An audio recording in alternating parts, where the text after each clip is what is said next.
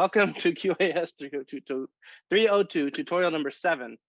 Picking up where we left off last time with fabrication. Today we're going to talk about packaging, and because there's sort of two families of packages, sort of 2D with chips and connectors, and 3D with like tubes and metal boxes, we actually have two different speakers today. The first of them is Miguel Moreira from MIT. As always, I would remind you to send in Q&A questions during the talk. We'll have a brief break since it's a double header today in the middle for questions just for Miguel, and then we'll have another break at the end when you can ask either Miguel or Suhas, our second speaker. Okay, with that, take it away, Miguel. All right, well, thank you, Michael, for a kind introduction. Good morning, everyone. My name is Miguel. I'm a graduate student at the Engineering Quantum Systems group at MIT. And today I'm delighted to be joining you to present on microwave package design for planar superconducting quantum processors. So I'll start my presentation today by motivating the need to carefully design and engineer device packages to ensure both proper control of superconducting qubits and shield them from disturbances in the environment. Then I'll touch on various important points to consider during package design, including material choices, signal routing, mode suppression, among others. Having covered this, I'll give you an overview of general design guidelines with a focus on qubit energy loss channels, impedance matching, and signal crosstalk. And finally, I'll present techniques that were designed to characterize device packages inside and outside of a dilution refrigerator to ensure that the expected performance is achieved. I'll then conclude by briefly going over ongoing and future work to give you a sense of where we currently stand. All right, so without further ado, let's get us started.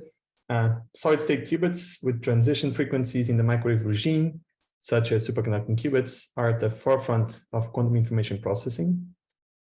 These systems are cooled in helium-3 for dilution refrigerators to minimize thermal excitations, as I'm sure we'll cover more about in the next lecture or tutorial. But this places strict requirements on the device package that serves as an interface between the qubit, the chip, where superconducting qubits are lithographically defined, and the refrigerator and the microwave lines and electronics that allow a user to control such a quantum processor. The purpose of a microwave package is threefold. It must suppress the coupling of qubits to decoherence channels external to the package. It must accommodate control lines to and from the qubit chip, allowing interfacing with qubits. And finally, it must sink excess and latent heat, thermal energy, due to qubit control and readout operations. However, the device package can in itself induce losses if not carefully engineered. Indeed, despite the rapid progress towards building practical quantum processors using superconducting qubits, their susceptibility to noise remains a significant challenge to microwave package scaling, among other things. Therefore, package designs must support an increasing number of qubits, while also preserving qubit coherence and supporting high-fidelity quantum operations. And these are the reasons why I believe it is crucial for quantum engineers in the field to understand the engineering principles that have guided package design in order to provide them with the tools to further develop and improve package solutions for near-term quantum processors. So throughout this presentation, I'll make reference to different package elements. Therefore, I wanted to ensure that we started by agreeing on some nomenclature for the remaining of my presentation, at least. Generally, we are referring to superconducting qubit packages that consist of three components: mechanical assembly or housing that fits all the components together and includes shielding cavities in the middle. A multi-layer package interposer, generally called a PCB, which we'll use to perform signal fan-out, and then a set of microwave connectors that provide input-output interfaces to the package. Moreover, I'll be generally referring to two different types of bonding between different elements, whether they're interposers, chips, PCBs. The first is wire bonding, where a small diameter piece of metal, usually aluminum, could be gold as well, is thermosonically bonded to each element, creating a reconfigurable configuration and enabling rapid prototyping. The second type is bump bonding. This is a technique where an indium ball is crushed between two elements that connecting them together, both electrically and mechanically. So with nomenclature out of the way, let us start by evaluating different microwave package materials. Material-dependent losses can be of magnetic, conductive, or dielectric origin, as energy loss channels coupled to the qubit through its electric or magnetic dipole moments. Note that conductive losses here, I'm referring them to mean when the qubit's electric field induces currents in nearby normal conductors with a finite conductivity. Although for transmon qubits, the electric dipole moment presently dominates, tunable qubit architectures are still very sensitive to magnetic fields. Therefore, one must avoid magnetic metals or materials with magnetic components, in addition to shielding the qubit from magnetic field fluctuations, which can be done using high magnetic permeability materials such as mu metals. If this is not possible, there's alternatives like incorporating type 1 superconducting materials in the package body, since when the material turns superconducting, these expel magnetic fields from its core. This is the Meissner effect. Now, common materials using superconducting qubit packaging include aluminum, copper, and gold-plated copper. Do note that aluminum forms a thin oxide layer, therefore inducing dielectric losses. Similarly, copper also forms an oxide layer, leading to dielectric losses, in addition to supporting conductive losses due to its non-zero resistivity. Gold plating has been used to address the limitations of copper packages in an attempt to limit dielectric losses due to oxygen formation, but it should be noted that this comes at a significant cost of increased conductivity losses. Now, these are the reasons why we use packages based on oxygen-free high conductivity copper, oxygen-free because of the high electric and thermal conductivity that it allows. And furthermore, we plate them with a thin layer of evaporated aluminum in order to mitigate conductivity losses. So the device package should provide an efficient thermal link, as I've mentioned before, to ensure the qubits reach and remain close to the base temperature. And this includes while operating on qubits using multiple signal lines and biases. So heat is usually removed by electrical connections to the wiring and attenuation at cryogenic temperatures. This allows non-equilibrium electrons to thermalize, but it is also performed by mechanical, meaning phonon, connections to the package that are provided by the interfaces that I'm sort of showing here. Now, in the package that we'll be covering today, as an example, the chip is kept in place by copper posts that are located in the corners. I'm sort of trying to illustrate that here. And they're connected with aluminum wire bonds, which are shown both places as well. Now, one should be careful about material choices regarding thermalization, since we might otherwise introduce additional loss channels in our design. For example, as the thermal conductivity of copper decreases linearly with temperature, and actually aluminum decreases exponentially with temperature, one might be tempted to introduce stronger thermal links like silver paste, polymeric adhesives to the qubit packages. But this should be avoided as the electroconductivity of these adhesives is generally more than 3 orders of magnitude larger than copper, which results in a measurable increase in conductivity losses. So when designing a package interposer, one must be especially careful about the path chosen for signal traces. And to do so, one must first understand the impact that different waveguides can have on the delivery of signals to the chip. In particular, the signal traces on the package introduce distortions to the step response of the system, in addition to insertion loss and crosstalk, all of which will have a bearing, of course, on qubit control. Therefore, it is crucial to design traces for good impedance matching in order to minimize insertion loss and improve signal integrity. One can actually characterize the distortions in signal delivery by the signal rise time, that is the time it takes for a signal to reach a desired amplitude, and the settling time, which is the time it takes for a signal to stabilize at the output.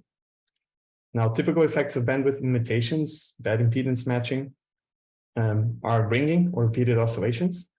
And these can lead to under and over rotation errors in simple qubit gates. And more damagingly for 2-qubit gates like the CZ gate, which relies on tuning the 1-1 state to the 0-2, these non-idealities can lead to computational error leakage to non-computational states. Now, other effects of bad impedance matching include charging effects that make the action of a specific gate or pulse dependent on the history of all operations that were applied before, which is particularly damaging. Now, the step response is determined by the frequency response of the system, with the general transmission line having a characteristic impedance given by the formula I'm showing here. Therefore, in the case of non-zero resistance, frequency dependence can arise due to skin effect, which reduces the effective inductance of the line at high frequencies, or due to frequency dependent, the frequency dependent nature of dielectrics, which cause a change of capacitance. Now, although not the case for the package studied here, decreasing the resistance by, for example, employing superconductors for the signal traces can actually lower the frequency dependence and reduce the rise and settling times. Now, finally, I wanted to call your attention to the fact that it is especially important to design geometric transitions, and connectors for good impedance matching. Otherwise, you risk the creation of frequency-depending standing waves in your package. Standard electromagnetic simulation tools like COMSOL, SONET, or FHSS, which we have used here to simulate the electric field density of the package, both at the connectors and at the interface to the chip. These are fundamental tools to ensure that microwave connections are properly matched. Note here, for example, the addition of caging, grounding cages, and signal vias to both of these to ensure proper impedance matching. So, regarding design, there are generally 3 different types of transmission line geometries that we use. There's microstrips, coplanar waveguides, and strip lines. I'm showing here schematics of each type, with dielectrics being shown in gray, conductors in yellow. Now, a microstrip is the simplest geometry. It consists of a signal trace with a grounding plane.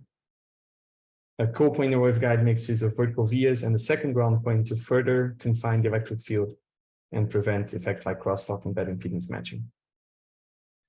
Now, finally, a strip line geometry, which I'm showing at the bottom here, employs a symmetrical buried strip line that is surrounded by a homogeneous dielectric and shields this further by using vertical vias.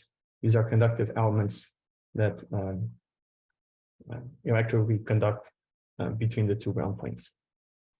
Now, the environment leads to the same capacitive and inductive coupling to both the top and the bottom ground planes, and this cancels out the effect of forward propagating current that is induced, and thereby suppresses both the far end crosstalk at the cost of fabrication complexity. Do note also that by having both the top and bottom ground plane, we're thoroughly burying the signal line and therefore shielding it further from far field environment. This should protect your signal traces from coupling to external modes. Now, in our designs, we employ a 3-layer Rogers laminate. This is composed of glass, woven, hydrocarbon, and ceramic. The interposer uses symmetric copper strip lines embedded in this dielectric that is commonly used for printed circuit boards. Note the ground planes on the top and bottom plane with the signal plane in between. It should be noted that viet fences, which I'll define here as rows of metallized holes that sort of electrically connect the 2 ground planes, are used to further suppress crosstalk. And we do this, or they do that by shielding the in-plane electromagnetic field that couples between pairs of signal lines. Do note that, of course, these vias are electrically isolated from the signal layer, in case that's not immediately obvious from this diagram. Now, the effective shielding or the shielding effectiveness at a particular frequency, it depends on the via spacing. In practice, one would choose the smallest via pitch that is allowed by a particular fabrication process, to maximally suppress crosstalk. It would then be possible to ensure proper impedance matching by tweaking the width of the signal traces, the thickness of the signal traces, and the thickness of the dielectric.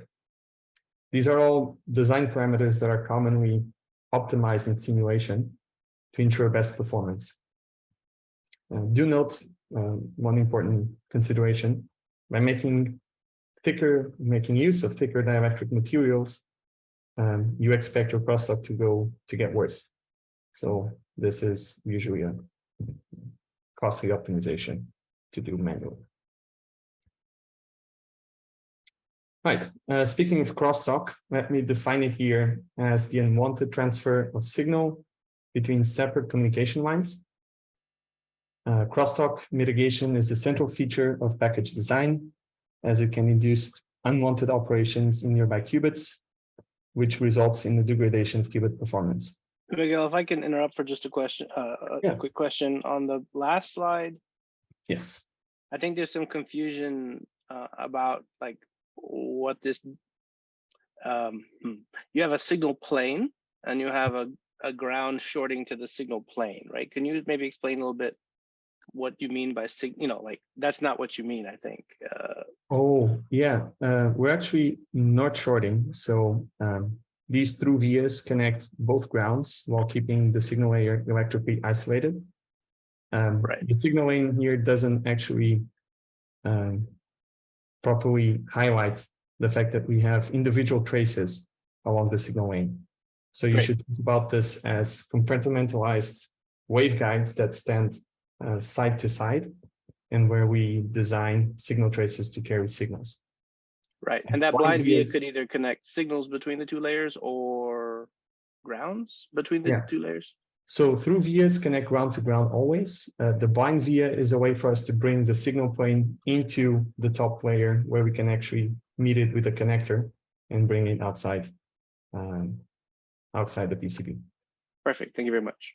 Oh, no, thank you for raising the question. Maybe it wasn't really clear. So we were talking about crosstalk mitigation, central feature package design. One important point, these errors, these crosstalk errors, are particularly damaging for quantum error correction applications, as we assume in these that errors are uncorrelated in space and time, and crosstalk has this nasty effect of breaking that assumption. Moreover, these errors are frequently frequency dependent, and so they're quite hard to compensate for with control signals. And that's the reason why crosstalk is often used as one of the most important performance metrics for device packages. Now, it's important to note that coupling between adjacent lines is caused by mutual inductance and capacitance. Inductive coupling leads to a current moving parallel to the instigating line, while capacitive coupling leads to current on both ends of a disturbed line. And therefore, crosstalk can interfere with the desired control signal on both ends of the signal line, depending on the ratio between capacitive and inductive coupling. Because of the way these influence the signal, we commonly call them near-end crosstalk or far-end crosstalk. Now, to give you a general idea of the performance of current packages, for the particular design that we have been alluding to today, we could achieve up to 40 dBs of crosstalk suppression between nearest neighbor lines and about 60 dB for next nearest neighbor lines. I should note that newer multi-layer designs that use specialized microwave connectors are actually known to perform even better than that. But this is already significant for high fidelity operation of multiple qubits. So, wanted to give you a quick word of caution regarding wire bonds. As we have previously alluded to, it is quite common to use thermosonically bonded aluminum or gold wire bonds in the field. However, without careful design, these can actually cause significant impedance mismatches in packages. So wire bond impedance is dominated by parasitic inductance. For example, I think a 1 millimeter length wire bond will have an inductance of about 1 nanohenry and a capacitance of about 20 femtofarads. So to reduce this impedance mismatch that results from the wire bond, one can reduce the length of the wire bond used. We can apply several wire bonds in parallel, or we can take measures to decrease the parasitic capacitance, by which I mean we can use impedance matching structures. These are, however, somewhat out of the scope of today's presentation. I wanted to note that wire bonds are very important for grounding purposes. For example, simulation of the package that we've been studying shows the formation of a resonant mode between the qubit chip and its mount. And this leads to additional coupling between lines. We usually refer to it as crosstalk, simply. Now, by increasing this grounding wire bond density, we can actually drive up the frequency, the resonant frequency of this mode, and exponentially suppress crosstalk. This can be seen in simulation. Here we're plotting the electric field for two chips, one with and the other one without wire bonds. And you can notice how the low field electric density that surrounds the chip highlights less crosstalk between the line in the case where we have grounding. All right, having discussed crosstalk, let us cover package modes. These are arguably the second most important feature of package design.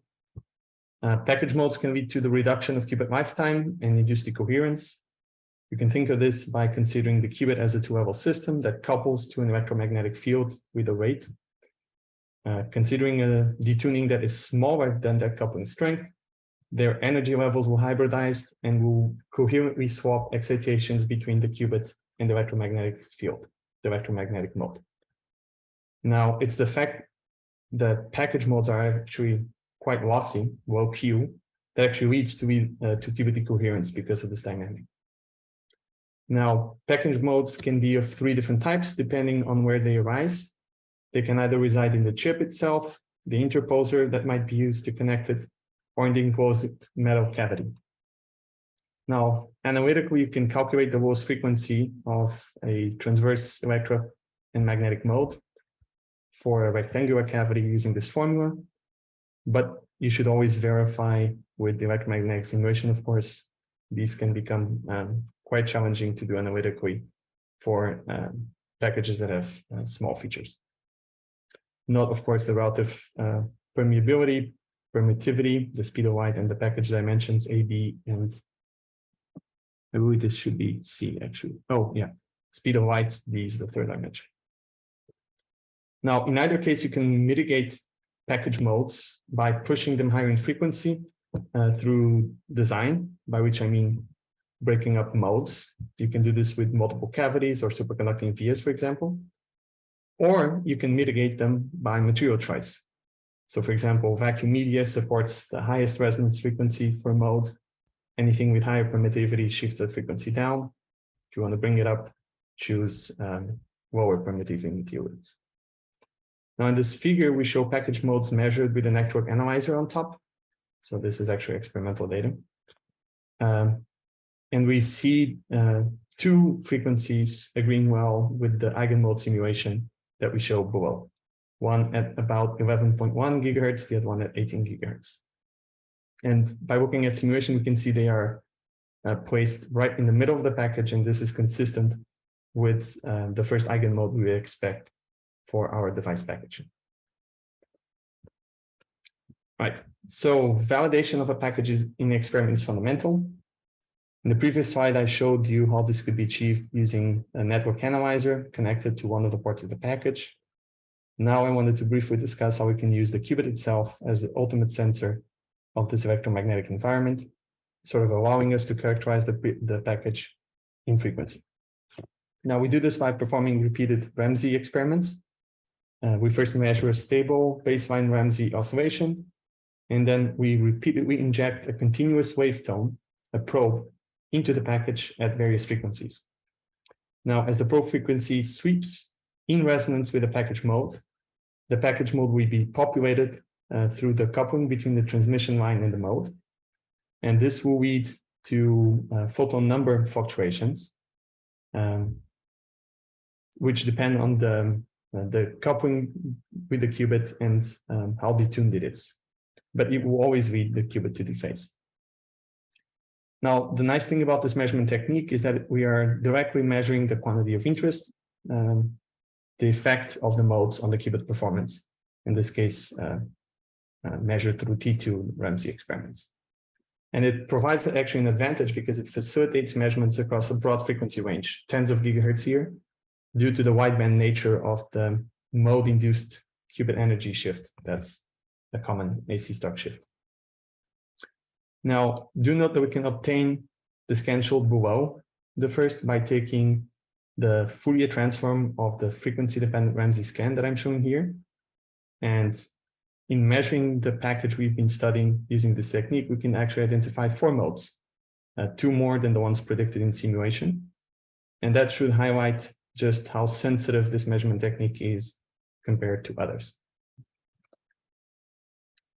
All right, so finally, we can use the same technique to measure the line width, the kappa, of each purest mode, which is a measure of its lossiness. And we can do this by performing a finer frequency sweep around the modes that we've identified previously. Now, we usually define that as the so full width at alpha maximum, as we are showing in this image here. Moreover, we can easily calculate the coupling strength for any of these modes. We can do so by determining parameter alpha, which is a proportionality constant for the AC start shift to the average photon number. And also the beta parameter, which is a proportionality constant between the mode-induced dephasing and the average photon number. Now, alpha can be determined from the slope of the change in Ramsey frequency against the feed line power, so the power that we are driving this mode with. Beta can be similarly determined from the slope of the Ramsey decay rate as the input power is increased. Calculating both parameters, we can calculate the coupling strength based on this formula shown here. And most importantly, we can use this to then calculate the Purcell limit that is caused by each of these modes using this formula here. We can repeat this for all the modes we've identified in our first wideband scan. We can add them all together and we can determine the overall Purcell limit that is imposed by the package.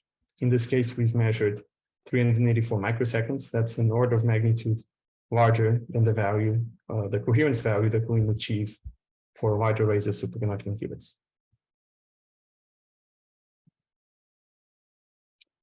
Now, before I conclude, I wanted to briefly walk you through our recent work that we've been sort of carrying out in designing larger qubit packages.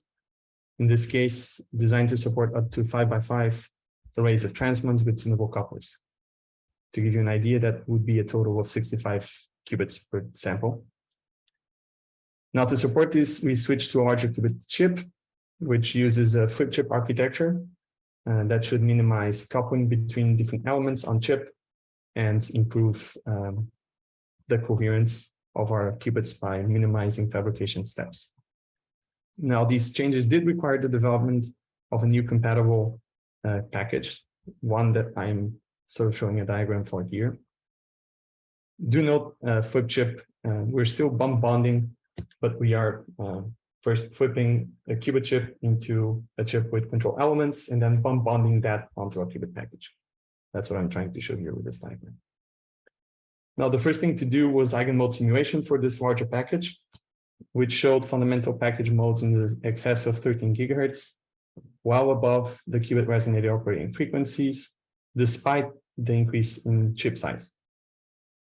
So were it not for the optimization that we did, we would generally expect to drive package modes down in frequency as we increased the package. And this would be problematic as it would bring them in the frequency range of qubits and other operating elements like resonators. Fortunately, we could optimize this away. Now, new fabrication techniques have actually allowed us to design packages with superconducting trace material for the first time. This has various advantages, like a decrease in resistivity that leads to better settling and rise times for control signals, and reduced thermal load, despite a significant increase in signal traces. Between the first package I showed you and this, there's actually a 3-fold increase in total number of lines. Moreover, we've been able to design for more signal planes, which I'm sort of trying to represent in this schematic. Note the 3 ground planes and the two different points where signals are being routed from. Now, this allowed us to further separate signal lines, actually, some of them even through an entire ground plane, which allowed us to further suppress crosstalk while still decreasing the pitch between signal traces.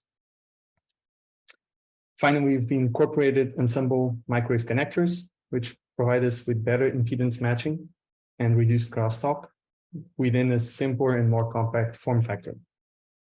Now, despite extensive microwave simulation already showing improved crosstalk suppression with this design, in reality, we expect the gains to be larger than we could simulate. That's because we've been previously limited to around 20 dBs of crosstalk suppression due to the coupling between the surface mount SMA connectors that we buy off the shelf. And therefore, the use of ensemble microwave connectors, specialized for cryogenic environments, and rated at well below 70 dB of crosstalk, allowed us to, or we expect this will allow us to further reduce crosstalk in practice. All right, so this brings me to my conclusion.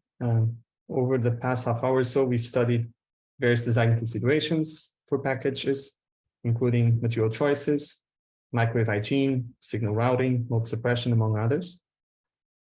Furthermore, we went over two different techniques for package characterization and performance validation. And we briefly saw how we brought all these steps together in designing new device packages that support large arrays of superconducting qubits while improving our ability to faithfully control them. So with that, I'd like to acknowledge the entire MIT Engineering and Systems group, whose various members have been involved in this and previous works in microwave package design. And thank you for your attention. All right, Miguel, thank you very much. So we have some questions built up and people can drop more into the chat. So one question came early in the talk, but I think is relevant here at the end too. They want to know, why do you always have these top and bottom cavities? Ooh, that's a great point. So maybe let me shift. So you actually want to protect, so let's see, you want to protect the qubit from the environment. That means you want to have a cavity that shields electromagnetic fluctuations in the environment. But this will come at the cost of enhanced coherence of the modes that that package supports. So you want to have two cavities to fully enclose the qubit chip. And then you want to engineer them such that their fundamental modes will not interfere with the qubit frequencies. So I hope that answers the question. You want to shield the qubit from both sides. Okay, great. And then also you mentioned bump bonds briefly. Can you say more? Are they, the student wants to know, are they indium bump bonds? Like what are they? Yeah. So these, that's another great question I think I can answer here. We've generally, or in the field, we've generally placed chips resting on package corners and then electrically connected them with wire bonds. Here, in using bump bonds, we're doing something similar, but we're using indium, which is a very, well, for lack of a better term, squishy element to actually provide electrical and mechanical connection between our chip or interposer to the package. So that's what they're doing. This is sort of the way in which we would show a package using bump bonding in a cavity. Okay, great. And then a follow-up question about cavities. Why is there this asymmetry in size between the top and bottom ones? This asymmetry in size. Well, that comes from the modes we're actually trying to suppress. So in the top cavity, we want our cavities to be as small as possible. That should be noted. There's a limit on how small we can make them without actually interfering with wire bonds and other on-chip elements, so that the cavity will be larger where the qubit has all those interfaces to the side. But in general, we want to reduce the size as much as possible on both cavities. Okay, great. And then there's several questions here about software, like how you do the modeling and what software, and do you do like multimodal, like thermal and acoustic modeling, or is it just EM? Acoustic. Oh, so not acoustic modeling, but we use general electromagnetic. So we use general electromagnetic simulation suites. We've used both COMSOL and HFSS for eigenmode simulation, and then to do driven simulation, which we use to determine crosstalk and other signal trace related parameters. We've used HFSS and Sonnet. Yeah, I think that answers it. Okay, great. And then I think when you showed a picture of your qubit, you must have shown that there are wire bonds or something across your traces. So a student asks, how do you determine how many wire bonds to put along a resonator without changing its frequency? Oh, let's see. Could they be referring? I think that thing was like 4 or 6 qubits on it. Like using the qubit as a sensor, you know, that slide. Qubit as Yeah. a sensor. Yeah, I think it's some eagle-eyed student seeing like those marks across the resonator. Oh, I see. So we actually have a model we use in Sonnet and HFSS that should approximate the capacitors and inductance that a wire bond introduces. And we just plug that into our simulations when we're trying to determine the fundamental mode of our resonators. But in case the question regards sort of this analysis where we're trying to see how many wire bonds we need in order to suppress modes, so ensure proper grounding and ensure that the impedance mismatch of a single wire bond is accounted for. In this paper that I'm covering here, there's quite an extensive attempt at modeling the inductance and capacitance of a single wire bond. And then they used it to do a sort of back of the envelope calculation as to how many wire bonds you require to ensure impedance matching. 2 to 5 should be enough. Do note that as you increase the number of lines in parallel, there will be a capacitive term between them that will reduce the effectiveness of this adding more wire bonds in parallel to reduce impedance mismatch, but you should still be able to get good results regardless. Okay, and then I have one last final question. When you showed next nearest neighbor measured like crosstalk. Where was that? Nope. Sorry about that. I have small tiles that I'm trying to go over. Oh, this one, probably. Yeah. In the next nearest, are those cavity modes where everything suddenly goes really bad at like 11 or 12? Yes. There was an attempt to scale the color of each of these traces, depending on their distance, their detuning to the qubits and resonators, because that should give you an approximation of how relevant they are. But these are package and mode related, so not just the mechanical assembly, but also modes that reside within the interposer. Not as relevant, we found up from 10 gigahertz. Also note there's various traces here, and that's because it's a multi-port device. And so these measurements were done in parallel among multiple ports and then averaged together. Okay, great. Okay, well, I'm going to thank you once again. Hang around. We'll have questions for everybody at the end. For now, though, if Suhas would be so kind as to share his screen. All right. Thank you. All right, so this is Suhas Ganjam, who needs no introduction because he was just with you guys on Friday. He's back again and will tell us about 3D packaging. Take it away, Suhas. Okay. All right, great. Thanks for the introduction. Thanks for the great talk, Miguel. So I'll be giving, I guess, the second part of this of this lecture on 3D packaging. Great. So what is 3D packaging? So to first understand 3D packaging, we have to understand 3D architecture. So when I say 3D architecture, I mean something that's based around this idea of cavity-based circuit QED, where microwave cavities are an important resource for quantum information processing. So because we can make high Q cavities, we can make quantum memories with very good coherence with over millisecond T1s and little to no intrinsic purity phasing.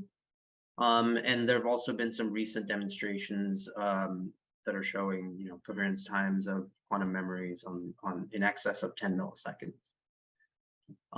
And we're able to do this by essentially having very high vacuum participation and very low energy density on surface and surface dielectric regions.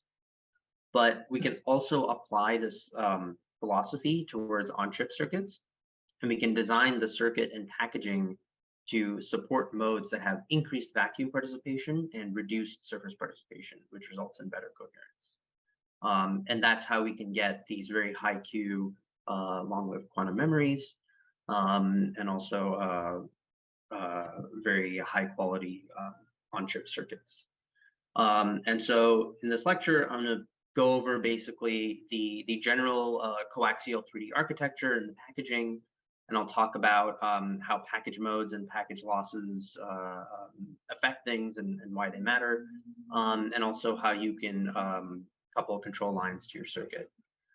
And I'm mostly going to be summarizing material from these two papers. So if you want to learn more, you can refer to these, as well as the PhD theses of Chris Axline and Matt Rieger, which have plenty of information that's super helpful. And yeah. So let's talk about the main features of the 3D architecture. So our package here so when I say package, what I'm really talking about is a high Q enclosure that houses the entire circuit. And we make it mostly out of high purity aluminum that's chemically etched using a process that was demonstrated in this paper by Matt Rieger back in 2013. And this allows us to achieve very good surface qualities, very good surface conductor qualities and surface dielectric qualities.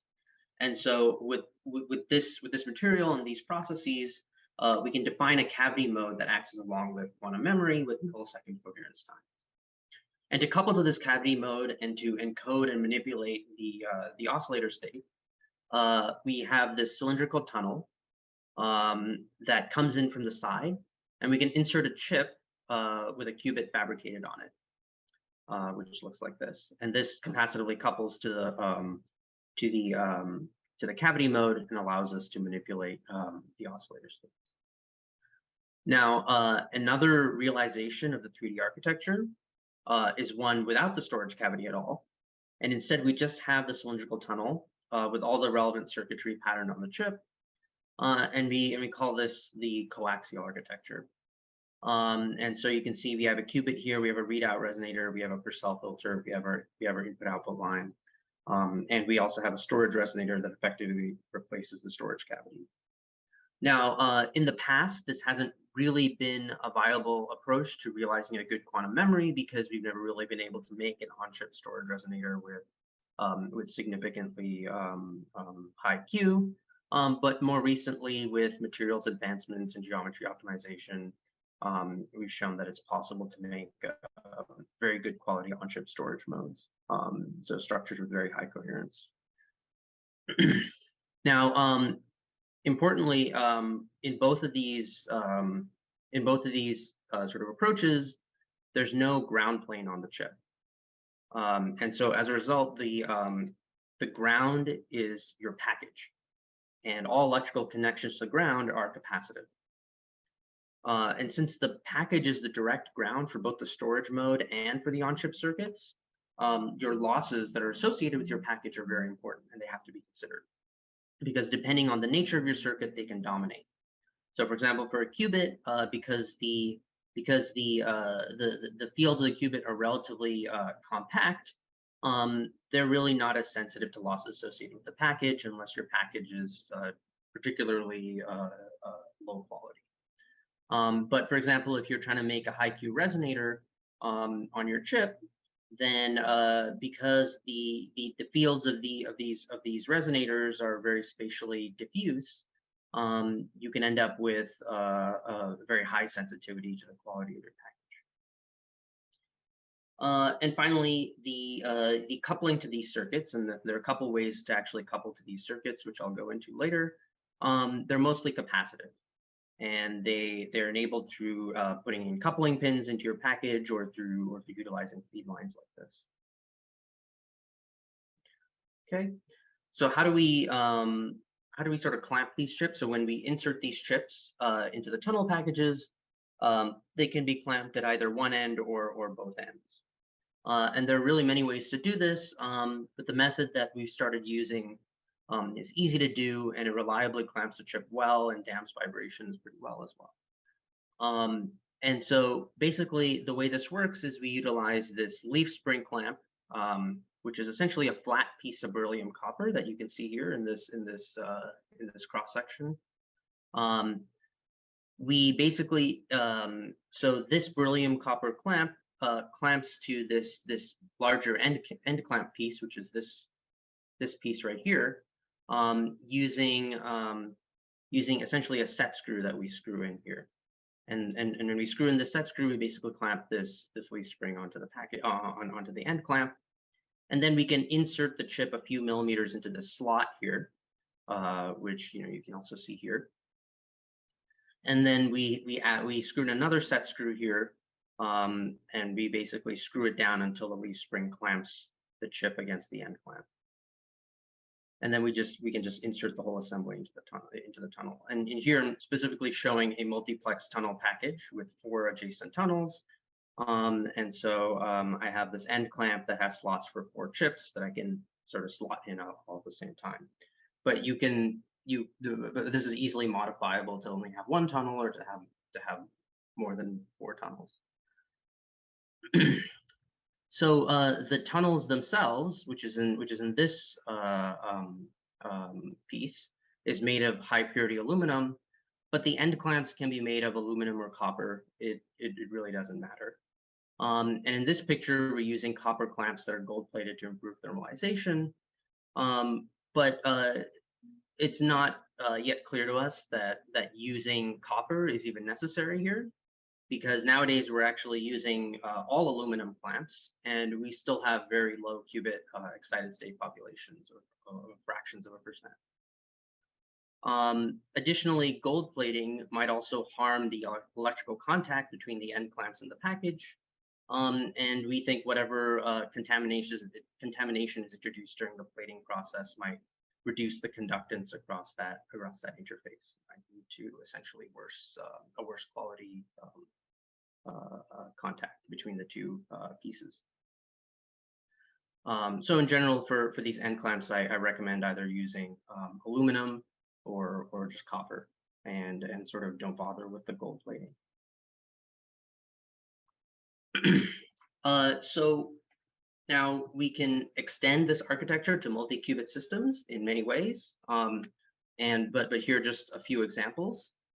So for the cavity-based architecture, we can use tunnels that intersect adjacent cavities, and we can insert a chip in between the tunnels to realize cavity-cavity operations, which can be mediated by a junction by a JJ-based coupling element. Whereas in the coaxial approach, we can arrange multiple tunnels adjacently, and we can couple them together using some sort of linear bus resonator, or we can instead also use some Josephson and junction-based coupling elements. Both of these approaches have been demonstrated with small numbers of qubits, but there are also other methods of realizing multi-qubit systems that have also been explored, such as the modular router-based approach from Mike Hatridge's group, and there's also a multi-mode cavity-based approach from Dave Schuster's group. Suhas, before you get too much further, on the last slide, there was a question about, so you said that the thermal conductivity should be worse because the clamps are aluminum on the end. But the question is, you don't see changes in the qubits? Like, could you read? I think you told us, but could you reiterate again? You don't think that the conductivity of the clamp matters? Yeah, so we've observed no difference between using gold-plated copper clamps or aluminum clamps. We originally started with the gold-plated copper because we thought that it would really help with thermalization. But when we used aluminum clamps, we saw that our qubits were just as cold. So great. We felt that at least for our cases, it wasn't necessary. Okay, and then this is a pretty complicated question, but maybe you can give it a little bit of a hint on the slide you were just on. You know, if all these qubits are connected through this central 3D cavity or tube cavity, they want to know how many qubits you can fit like this. Yeah, that's a very complicated, maybe more experiment-specific question. I can definitely see how if you have too many qubits, you could have significant crosstalk between them just due to the fact that you know, there is going to be some field overlap between the modes. I would say, you know, I don't have a specific number for you. Yeah, I think that's fine. Yeah. Okay. Sorry, we'll let you get back to it. I do want to note that at least for this case, this was really just like really just a blueprint that was sort of proposed in this paper. It's sort of unclear whether something like this in this specific exact arrangement would sort of work the way we intended it to. As I mentioned earlier, package losses are very important. So I want to briefly describe how we think about these losses.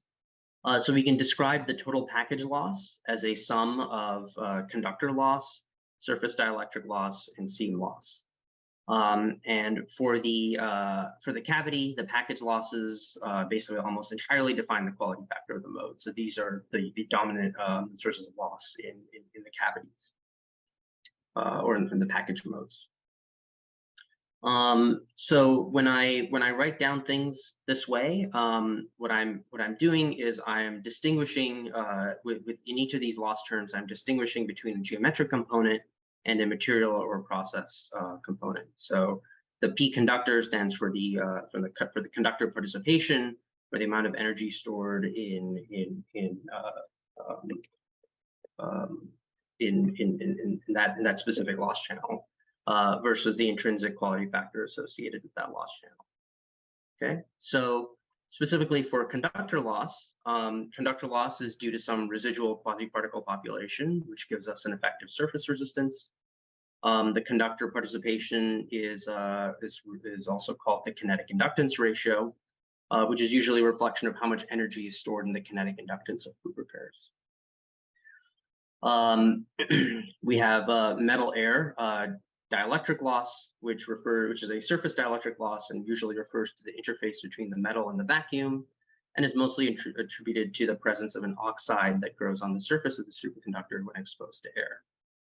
And finally, there's a seam loss, which is really only present when two metals come into contact with each other, such as when you cap the ends of these tunnels, or cap, say, the lid of this cavity part.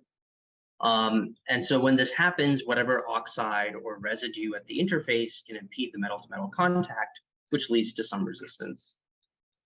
So, for example, you know, in this tunnel package, when we close the tunnel at the ends, you create seams, and the seam participation here is given by the seam admittance per unit length, which we call a Y seam, which is determined by looking at the current flow through the seam when a particular mode is excited. And the corresponding seam quality is called the G seam, or the seam conductance per unit length. And these are the basic sort of integral equations to calculate these. So here in the pink, that corresponds to the geometric component of this loss, or the participation. So you can see how in the conductor participation, we're just integrating the magnetic field at the surface of the conductor. We're multiplying it by the effective magnetic penetration depth, and we're dividing it by the total energy of the mode. Similarly, for the surface dielectric loss, we are taking the surface electrical energy, multiplying it by the thickness of the oxide, then dividing it by the total energy. And then for the seam loss, we're looking at the current that flows across the seam, and we're dividing it by the total energy. Okay, so those are the losses. So let's talk about the package modes. So here I want to distinguish between the cavity mode and apart from the other package modes, because the cavity mode in particular is useful for quantum information processing. And so the traditional way of implementing this is in the form of a stubbed cavity, which is also called a post cavity or lambda over 4 coaxial stubbed cavity or post cavity. So the stubbed cavity supports a lambda over 4 mode. And you can see this cavity is made up of 2 parts. There's a lower part here that has a length of lambda over 4. And this is a coaxial section that's shorted at one end and open on the other. And that enables your principal storage mode. This mode is going to be below the cutoff frequency of the upper cylindrical waveguide section. And this allows the fields from the stub mode to be exponentially attenuated through this waveguide section. And so if we place, if we screw in a lid at the top of this cavity, because the fields are so heavily attenuated throughout the length of this waveguide section, the seam participation associated with that interface also is exponentially attenuated, and it becomes basically negligible as long as this length is long enough. Okay. And so in the end, the stub cavity is really only limited by surface dielectric and conductor losses. The electric field here points radially outwards from the stub, so coupling a transmon here is easily done just by placing a tunnel in this coming in from here and putting a chip with a transmon on it.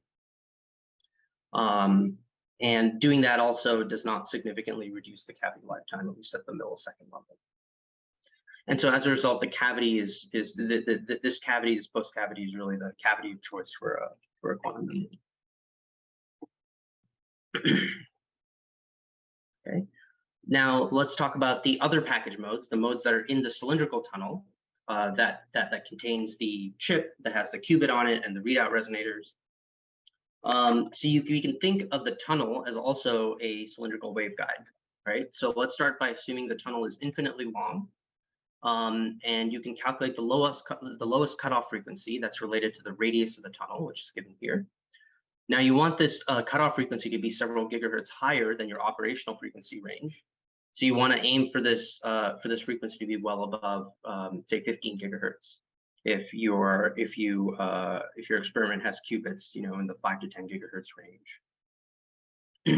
The waveguide, if you have a cutoff frequency that high, then the waveguide acts as a cutoff waveguide, similar to the waveguide in the stub cavity. And the fields of your modes of interest will attenuate exponentially with characteristic length equal to the propagation constant, which is given here. Now, when you close the tunnel at both ends, you create an enclosure where your circuit lives, and now you have a package mode. And the lowest frequency package mode, as long as the height of the cylinder here is greater than the diameter, which it usually is, the lowest frequency package mode is going to be your TE111 mode, and that'll have a frequency given by this, where your P prime 11 is the first root of the first derivative of the Bessel function J sub 1.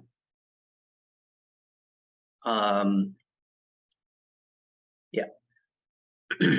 Suhas, a couple definitions. So could you restate what is kinetic inductance? Someone asks. Yeah.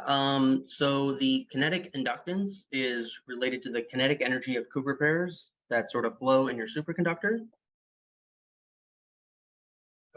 It's sort of the, yeah, it's different from your geometric inductance, right? Your geometric inductance is really a measure of how much magnetic energy is stored in the field.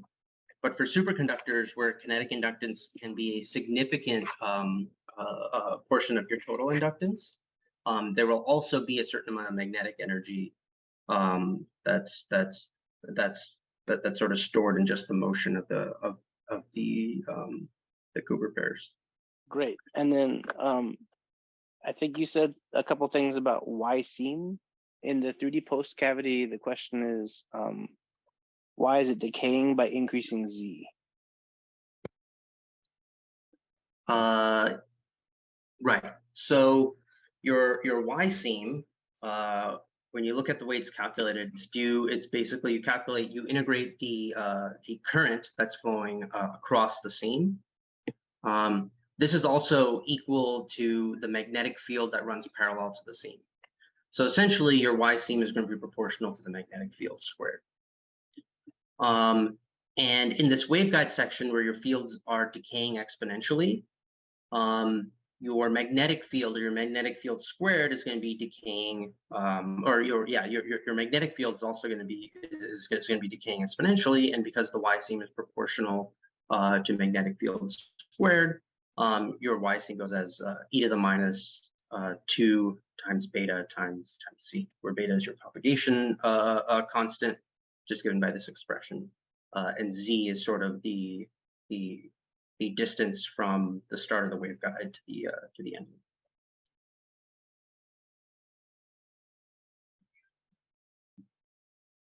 Okay, thanks.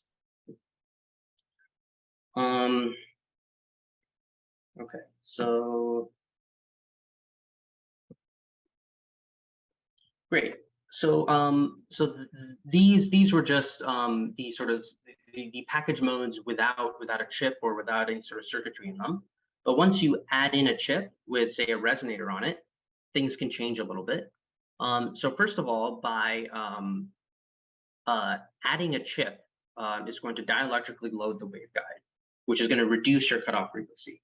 So since the permittivity of the substrate is going to be higher than vacuum, the wavelength is going to appear longer, and your package and mode frequencies and your cutoff frequencies will reduce. So when you design the package, the effect of the chip has to be considered as well, especially the material that you use, the dimensions of the chip, and the thickness of the chip. Those are all going to affect ultimately the cutoff frequency of your waveguide. Now, when you have a resonator on the chip, you no longer have a fully cylindrical waveguide, right? You now have a coaxial waveguide with the center pin being your pattern circuit, right?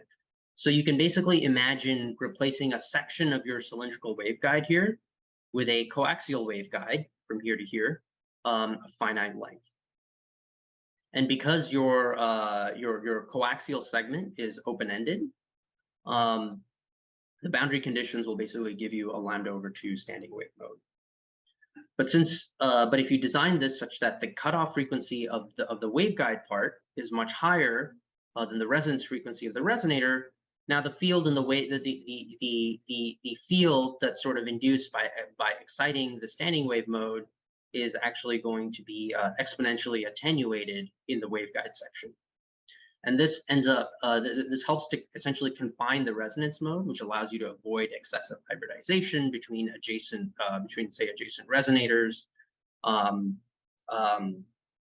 and you can basically control the coupling between different circuits on between different elements on your chip just by increasing the spacing between the two objects.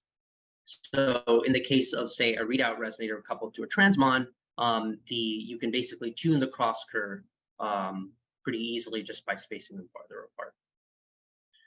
The exponential attenuation of the field is also going to help reduce seam loss exponentially with distance to the end of the tunnel, just like in the coaxial stub cavity.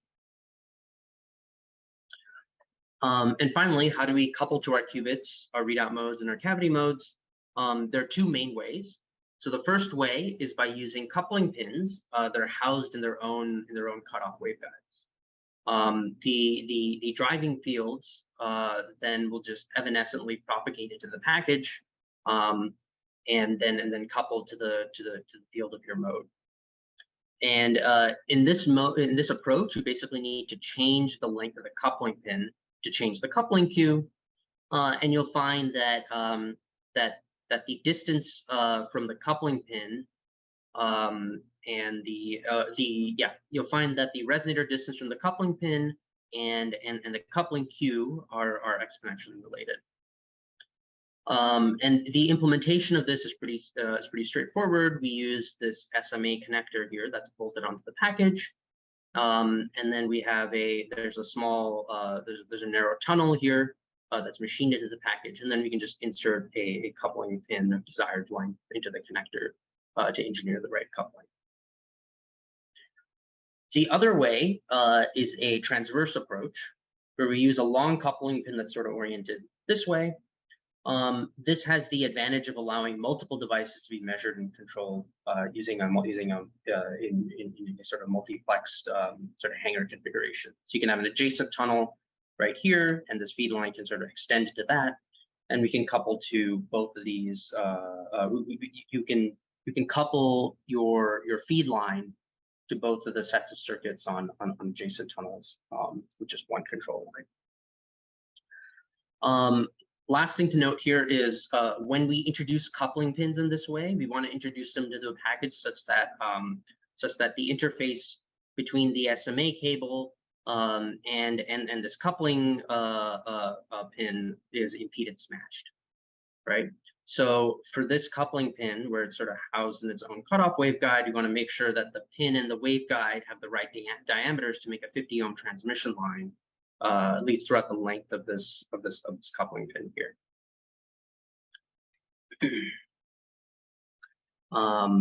Okay, so that's basically it.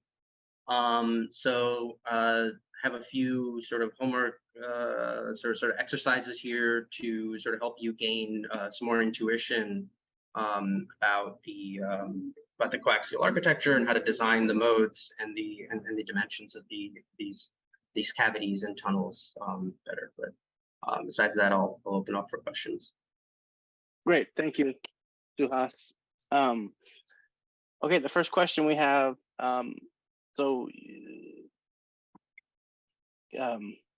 Can you basically redefine coupling Q?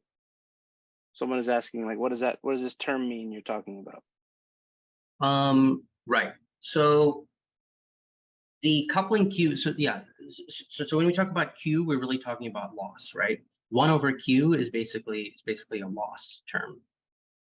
And when we think about loss, there are different contributions of loss. There's in general, there's an internal loss term and there's an external loss term. So when I talk about internal loss, I'm really talking about these kinds of loss mechanisms. When I talk about external loss, I'm talking about loss through your control line or through whatever sort of channel used to communicate with the external world. Okay, so it's a coupling Q is essentially a measure of how much of your field leaks out through this port. Okay, and it's also sort of a measure of how well you can communicate with those modes, right? Because in order for you to be able to communicate with one of these resonator modes, or in order for you to be able to communicate with a transmon, you have to be able to couple to it. So there has to be at least a tiny bit of loss to the external world in order to communicate to these modes. So that's what I mean by coupling Q. Great, thank you. Other questions from the audience? I get the feeling this audience has not been reticent through these tutorials up till now. I get the feeling this topic is a little intimidating because the flood of questions has been a little bit more modest this time around. So questions, last call for questions from the audience.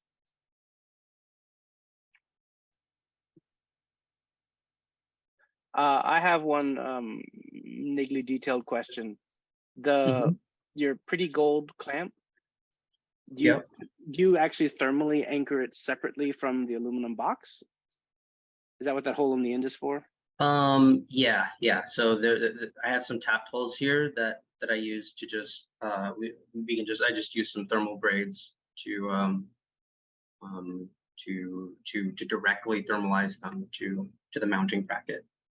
Okay. Do you think that's more important than what they're made out of, or that's also not so important?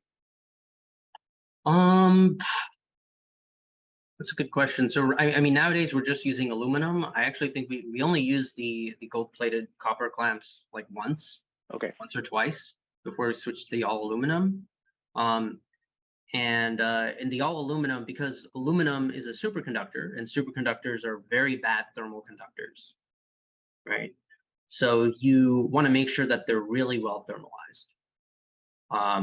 So basically, the way we thermalize this package, for example, is this is bolted flush up against a gold-plated copper bracket that is itself bolted to the mixing chamber stage of our fridge, and then we have an additional gold-plated copper clamp that's sort of that essentially clamps onto the other side of this package, and that gold-plated copper clamp is also directly thermalized to the bracket.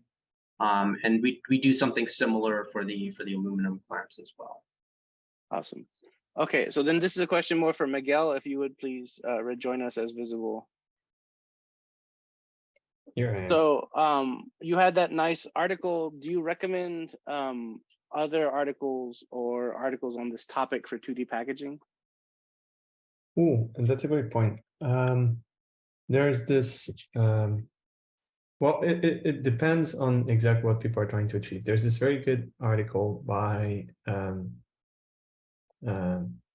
Rosenberg at Lincoln Labs that assesses sort of future 3D integration directions for packages.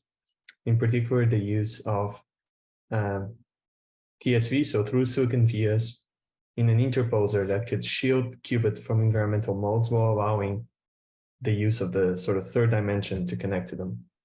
Okay. And multi-chip modules, which would allow us to bring sort of classical control elements like two-bus traveling wave parametric amplifiers, resistive single flux quantum elements directly to the qubit package as well. Now, these are very interesting, and I would be happy to provide a reference to them. They might be more challenging to implement in the lab without a substantial fabrication capability. So for future work, I would definitely recommend them, but there is this one caveat. Okay, and Suhas, for the art of 3D sample design, would you recommend Chris Axeline's thesis or something else? Yeah, Chris Axeline's thesis, Matt Rieger's thesis, those two papers that I mentioned in the introduction and cited throughout the talk, I would say are probably the most important ones. Let me think if there are any others. Off the top of my head, I can't really think of anything else that's okay. That's a good list.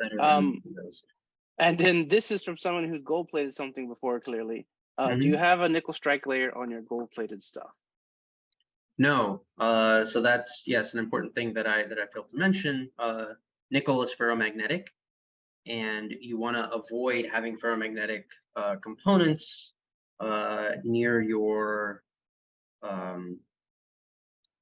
qubits or near your resonators, because excess magnetic fields can lead to the formation of vortices once you transition to the superconducting state, especially with aluminum. So I think the talk on like shielding is coming up next. Is that right, or has that already happened? No. Yes, that's coming up next. Yeah. So yeah, so you will learn all about magnetic shielding and stuff in the future. So what we do to avoid that for gold plating is we ask for a copper strike layer. And actually, one of the things that we suspect is something about the strike layer, something about the gold plating process is introducing significantly more contamination than we expect. That can affect things like seam quality or even conductor quality. I noticed in Miguel's talk, when you calculated the loss due to the gold-plated copper housing, it was worse than just the regular copper. Is that right? Yeah, that's right. Yeah. So I'm wondering if that could also be the reason why that's the case. Yeah. That gold plating, and it's possible that having a better gold plating process, because obviously if you send something off to a commercial gold plater, they're not going to know that, oh, we want this for superconducting qubit processes, and they're just going to do the standard thing that probably doesn't matter for room temperature electronics. Good, thank you. And Miguel, I presume also you avoid nickel strike layers. Yeah, we've never, so we run away from anything that's even remotely ferromagnetic, paramagnetic, because we use there's a point about, of course, vortices induced in our aluminum junctions, but also we have Fox tunable transmon qubits that are particularly susceptible to magnetic elements. So we try as best we can to avoid it, even from contaminants in other materials. Excellent. Okay, and Suhas did a great job of setting me up to say that there's one more talk. It's going to be Friday, 2 days from now at 1 p.m. Eastern Standard Time. Suhas and many other gracious speakers have done a good job of pushing everything they didn't want to talk about off onto my talk. And so I will do my best to deal with why we have Dilfridges and what is all the stuff that goes in them to make your experiment work. So let's thank our speakers together once again. There's the little emojis floating up. Thanks, guys. Really appreciate it. Thank you for the audience. The recording will show up once it's processed in the Zoom channel per the usual, and we will have our grand finale this Friday. We'll see you all then. Everybody have a good day.